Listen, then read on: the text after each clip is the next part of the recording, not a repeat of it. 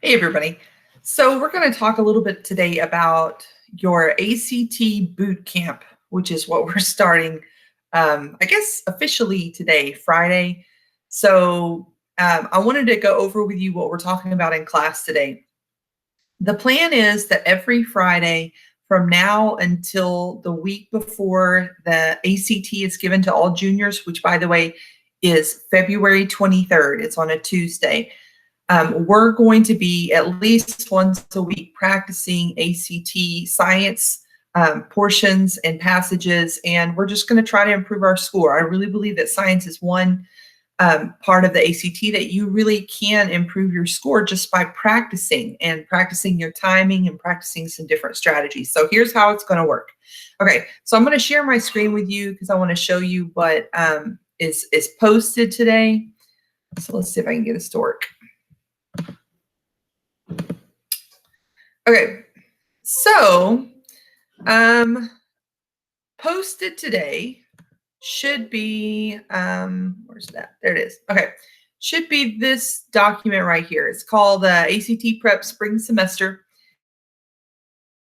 The first thing you're going to go to your scores that were released to you. If you took the practice exam like on Monday or sometime this week, and you filled out the Google form, you should have had an email telling you the score that you got, some score out of 40, something out of 40. So what you're going to do is put your score right there where it says in yellow, my ACT science test results from the Monday practice assessment was, and it's some score out of 40, okay? Now that is called your raw score. And so what I want you to do with that though is I want you to take that raw score and you're going to go and look at this scoring chart right here. And this scoring chart will help you figure out what your actual ACT score would be on the science section. The ACT goes from like 1 to 36. 36 is the highest that you can get overall. And so I want you to take your score out of 40 and figure out what did you get for the scale score, okay? So for example, oops. So if you look under science raw score, let's say that I got 20 questions right out of 40. Let's say that I got 20 questions right out of 40. So I would look right here, like where it says 19 to 20. And if you roll over here to this side of the screen, that means that my science score for the ACT would be a 20. Okay. So if you got 20 questions right out of the 40, your science score for the ACT would be about a 20. Let's say that you got 30 questions right out of 40. So you would go up here to where 30 is, and you look over here, and that would be about a 26 on your ACT science, okay? So, but that's what that is, and I'll roll on down here. Let's say that you blew it off and you didn't really try. Let's say that you got like a 7 out of 40. That means you would get a 10. So that's what you're going to be doing, is just figuring out that score. If you need more time later, all you would do is type in ACT scoring chart and it pulls this up. But that's what you would do, okay? All right, so you need to write that down, okay? And then what we're going to do is set a goal for ourselves, okay? So again, I want in the yellow part for you to put your raw score and your scale score. So what we want to look at though is, what is your personal goal? So it's to achieve a score of blank or higher. I want you to aim higher than what you got on the practice test. Or if you did an ACT already, if you've taken the ACT like in the fall, and let's say that your science score was a 20.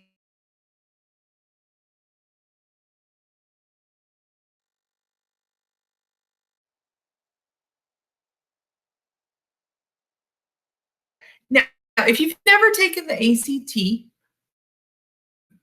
I want you to base your score off of like what you got on this practice, okay? Now, if you scored lower though than a 23, I want you to aim for higher than a 23. So to achieve a score of 23 or higher, because the reason why that is, the median score for your classmates, I think there were 75 so far of you that have taken this practice test. The median score would have been a 23 on the science ACT, okay? Which means that that raw score was approximately about 25 out of 40, okay? So we're going to aim to get better than 25 out of 40, or in other words, we're going to aim to get a score of 23 or better on the ACT science portion, and we can do that, okay? So what we're going to do is we're going to practice that, all right? I want to look at some of the ACT categories that you're going to be looking at over the next several weeks. The science section of the ACT is divided into 3 parts. It's interpretation of data, science investigation, and evaluation of models and inferences and experimental results, okay? Those 3 categories, you could really take that and break the science section down into those 3. And we are going to be doing that. We're not going to do that today, okay? We'll probably save that till next week. So we're going to come back to that. Let's go ahead and answer these questions. How much time did I take to complete the practice test on Monday? You were supposed to have set your timer for 35 minutes. I know that we did that at school. And the way I want you to look at this is, if you felt like 35 minutes was enough time and you got done within 35 minutes, I want you to go ahead and put 35 minutes. If you felt like you got to the end and you still had like 10 questions left that you weren't able to get to, I want you to put greater than 35 minutes or more than 35 minutes. If you felt like you had plenty of time and you had, you know, a good 5 minutes at the end that you were just kind of sitting there, or you were able to go ahead and start putting it on your Google form, you would say less than 35 minutes, okay? Your goal time really should be between 30 and 33 minutes. Ultimately, your goal needs to be a little less than 35 minutes, because you want to spend the last couple of minutes kind of going back over and checking your answers, making sure that you've bubbled everything in that you wanted to. So our goal time, it just needs to be a little less than 35 minutes, okay? Which category was my best practice on? We're going to come back to that. So don't worry about that question today. All right, so we're going to skip that. Which category do I need a little more practice on? We're going to skip that, come back to it next week. The 3 categories of the science T. So we said, you know, you got evaluation of models, scientific interpretation, and what was the other one? Oh, interpretation of data. Those are classified with the ACT as these 3 categories: data representation, research summaries, and conflicting viewpoints. I break it down here according to what ACT posts, that you're looking at about 15 questions of data, 18 questions of the research, and then 7 questions of the conflicting viewpoints, okay? What we will focus on primarily over the next several weeks are the top 2 categories. We want to really figure out how to read and interpret data, okay? We want to figure out how to read those big research summaries and pick out the good stuff, pick out the important parts very quickly, make good notes, and figure out the best strategies to answer those questions. The conflicting viewpoints, we will go over a couple of passages like that, but because there are only 7 questions like that, we may not spend a ton of time looking at that as much as we do the others. Okay, so here's how this is going to roll out.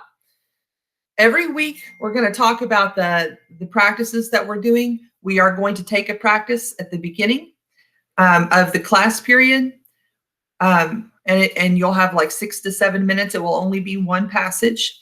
You'll do that passage. While I'm grading it, or while you're waiting for it to be graded, you will go ahead and you will watch the ACT prep video. Every week there will be a new one. While you're watching it, you will need to fill in suggestions or pieces of advice that you found helpful. And so I'm looking for at least 3 suggestions per video here.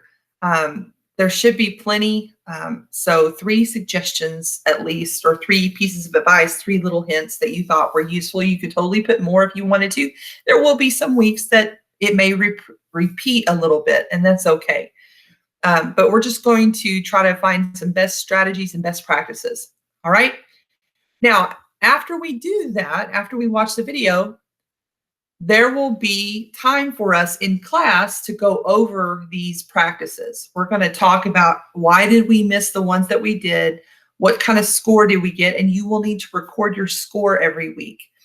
If you are virtual, if you're watching this at home, I will try to post a video for the following week that talks about your score and talks about the correct answers. So you will need to go back and watch those videos. This is what we'll do in class the day of every Friday when we do this. But if you're virtual, I may not post that video till like the following Monday of us going over the passage. Okay, I'm just going to see how it goes, and we'll try it out. Okay, all right. I think that's about it, but that's the plan. Every week from now until like February the 23rd, we're just going to practice. We're on some good, helpful advice, and I hope over the next several weeks that you feel like this has been worthwhile. I feel like last year, over the last couple of years, I think that the kids, for the most part, felt like it was helpful, especially kids who had taken their ACT in the fall. We're going to try to look at a lot of different passages over the next several weeks, impossible or old questions that were used in previous ACT exams. Some of them get used again, so it's possible that you'll see one pop back up or something very similar to it on the ACT in February. So I just want you to be prepared, and I want you to do your best. Scoring well on the ACT does mean more money for college. So if you're planning to go to college or even to get an associate's, like a 2-year degree, you want all the money you can get, right? You don't want to have to pay for school. So get a good score on your ACT. That, along with good grades, it helps. It helps quite a bit. So hope you find this helpful. Let me know if you have questions, but that's what we're going to be doing. All right. Thanks.